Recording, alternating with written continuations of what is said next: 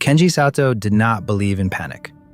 Panic was a tax on reason, and taxes, Kenji believed, always fell heaviest on those least able to afford them.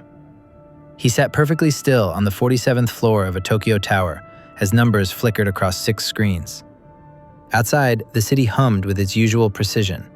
Trains arrived on time, and vending machines glowed like obedient servants. Inside Kenji's head, however, an era was ending.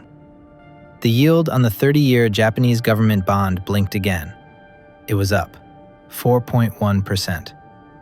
Kenji allowed himself one small nod. Not triumph, not fear, recognition. For 30 years, Japan had pretended that the price of money could be fixed by decree. For 30 years, it had worked, until it didn't. Now gravity had returned, as it always does. You could suspend it with enough force, but only briefly, and at enormous cost. Sato-san was chief foreign asset strategist at a mid-sized Japanese trust bank, large enough to matter, but small enough to move faster than giants like GPIF. His mandate was simple. He must protect pensioners. His problem was simpler still. America's debt was no longer worth owning. The yen had been under siege. To defend it, the Bank of Japan had stepped back from bond purchases. Consequently, bond prices had collapsed, yields had exploded. And suddenly Japan, long the world's most patient lender, could earn real returns at home. Money, Kenji believed, was never loyal. It went where it was treated best. He picked up the phone. Begin Phase 3. Accelerate Treasury liquidation. Discretion is gone. There was a pause on the other end. The young man said, "All of it?" Kenji closed his eyes briefly. "Hi, all of it."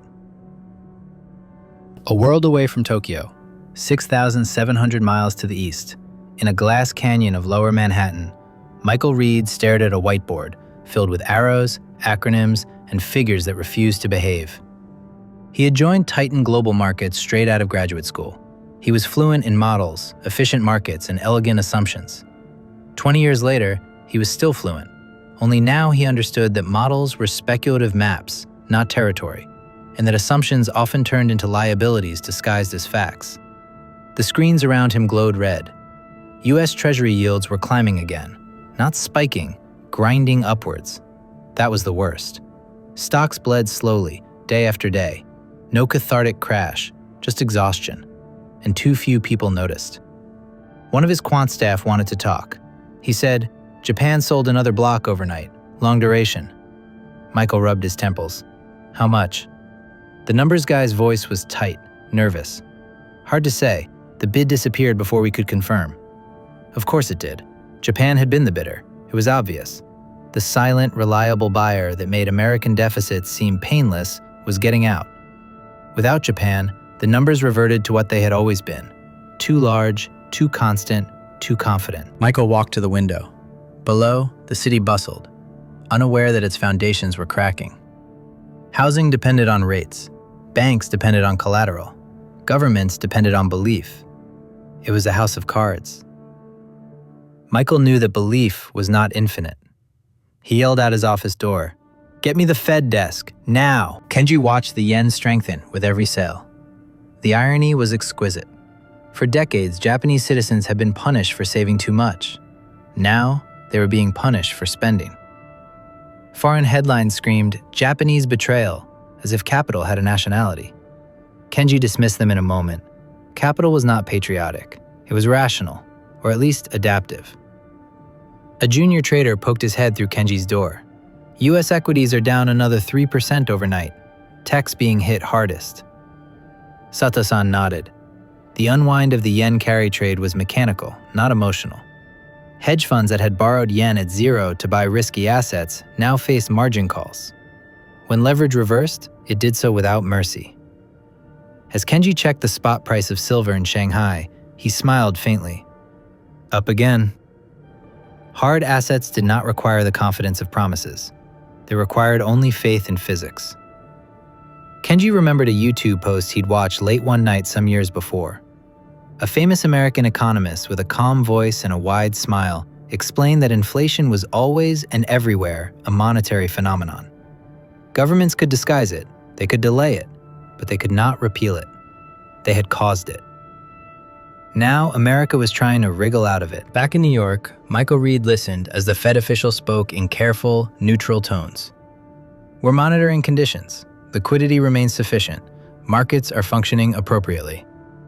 Michael muted the call. He spoke aloud to his empty office. That's a lie. Titan Global's balance sheet was heavy with U.S. Treasuries. They were supposedly risk-free assets, but now they were bleeding value. Rising yields meant falling prices. Collateral haircuts increased. Repo funding tightened. The plumbing of finance began to clog. The CEO of Titan Global hurried into Michael's office without knocking. I see what's happening. We need solutions. Michael gazed at him coolly.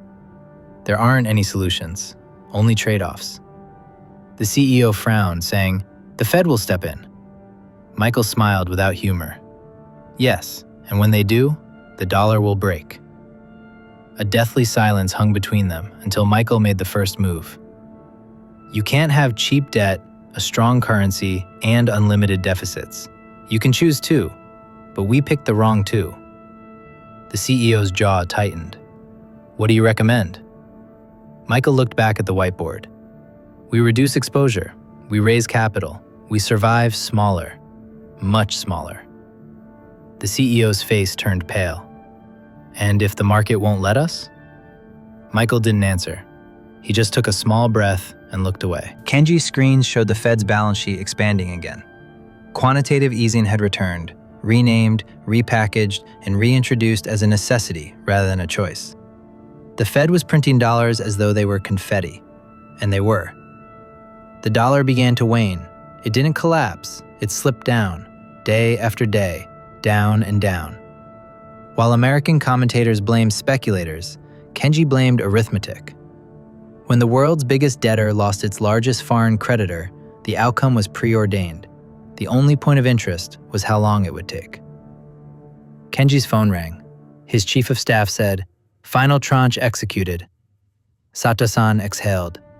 Decades of treasuries were now gone. The burden was no longer his to bear. Japan was home again. Kenji Sato closed his eyes, deeply relieved. Titan Global stock hit single digits on a Thursday afternoon. Credit default swaps screamed. Counterparties demanded more margin. Money market funds, once considered cash, froze redemptions. Michael stayed late, watching the dominoes fall with clinical detachment. He had warned them. He had explained that leverage amplified not just gains, but illusions. The CEO approached, pale-faced. The regulators are coming tomorrow. Michael nodded. They always do, but only after the fact. The CEO shrugged. Is there anything I can... Michael shook his head. You cannot fix insolvency with liquidity. You can only delay recognition. The next morning, Titan Global Markets filed for bankruptcy. The formal announcement was calm. It suggested an orderly resolution or reorganization. There would be no contagion. Anonymous officials promised stability. It was all a lie. Markets plummeted because they knew the truth. Kenji watched the news from Tokyo as American bank shares cratered into a hole too deep to escape. He felt no joy, only confirmation. It was simple math. Japan's pensioners were safer now. Their savings earned real returns. The yen was strong. The price was accepted worldwide. As he shut down his terminal for the night, Kenji reflected on the simplest truth of economics. Incentives matter, and reality always wins. In Manhattan, Michael Reed packed his paper files into a cardboard box under cold fluorescent lights. Outside, protesters chanted about greed and betrayal, holding hand-painted cardboard signs. As he left the building, he ignored them. The crisis had not been caused by malice. It had been caused by denial. Too many had been bewitched by the mad belief that consequences could be postponed indefinitely. As he stepped onto the sidewalk, Michael looked up at the dizzying skyline and thought about something he had once believed about markets. They were chaotic and cruel, but if you could get out before the house of cards collapsed, you could succeed. Now he knew better. The markets were honest. They did not hold to fantasy, not forever, but they devoured those whose excessive arrogance overwhelmed common sense.